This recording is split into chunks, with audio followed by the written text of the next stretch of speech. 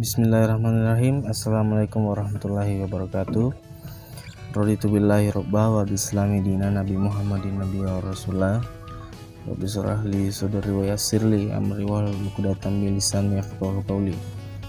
Perkenalkan, nama saya Muhammad Rizul Hakimi, NIM 091180221032, Prodi Bahasa Indonesia.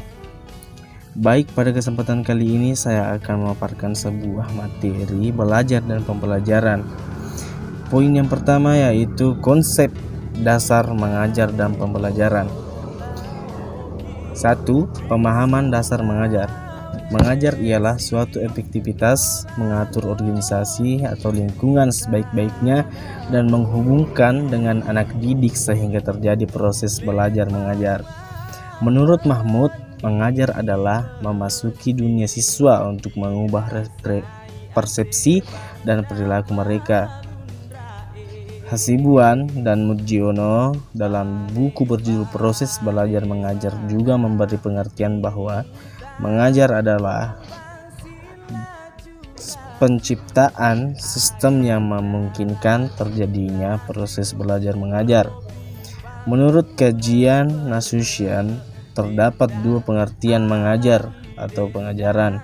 Yang pertama, mengajar adalah menanamkan pengetahuan kepada peserta didik dengan tujuan agar pengetahuan tersebut dikuasai dengan sebaik-baiknya oleh peserta didik. Mengajar tipe ini dianggap berhasil apabila peserta didik mampu menguasai pengetahuan yang ditransfer oleh pendidik sebanyak-banyaknya.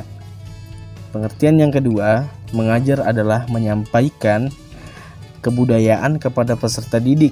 Definisi yang kedua ini intinya sama dengan definisi yang pertama, yang hanya menekankan pada keaktifan pendidik sedangkan peserta didik hanya pasif.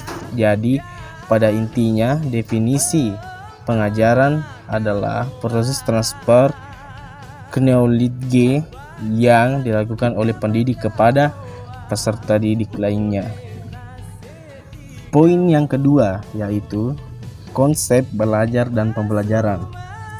Pembelajaran secara sederhana dapat diartikan sebagai usaha mempengaruhi emosi, intelektual, dan spiritual seseorang agar mau belajar dengan kehendaknya sendiri. Pada prinsipnya, pembelajaran tidak sama dengan pengajaran. Pembelajaran menekankan pada aktivitas peserta didik, sedangkan pengajaran menekankan pada aktivitas pendidik. Menurut Nasution, pembelajaran adalah suatu aktivitas mengorganisasikan atau mengatur lingkungan sebaik-baiknya dan menghubungkannya dengan peserta didik sehingga terjadi proses belajar. Uno mengemukakan bahwa hakikat pembelajaran adalah perencanaan atau perancangan desain sebagai upaya untuk membelajarkan siswa. Menurut The Gang, pembelajaran adalah upaya untuk membelajarkan peserta didik. Pembelajaran memusatkan pada bagaimana membelajarkan peserta didik dan bukan pada apa yang dipelajari peserta didik. Sedangkan Nata menyebutkan bahwa pembelajaran adalah usaha yang dilakukan oleh pendidik untuk membelajarkan peserta didik yang pada akhirnya terjadi perubahan perilaku. Penyelenggaraan pembelajaran merupakan salah satu tugas utama guru di mana pembelajaran dapat diartikan sebagai kegiatan yang ditujukan untuk membelajarkan siswa. Dalam suatu kegiatan pembelajaran terdapat dua aspek penting, yaitu hasil belajar berupa perubahan perilaku pada diri siswa dan proses hasil belajar berupa sejumlah pengalaman intelektual, emosional, dan fisik pada diri siswa.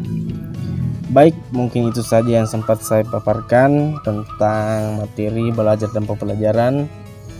Mudah-mudahan bermanfaat untuk kita semua dan bisa diamalkan. Sekian dari saya, billahi fisabilil haq, fastabiqul khairat. Assalamualaikum warahmatullahi wabarakatuh.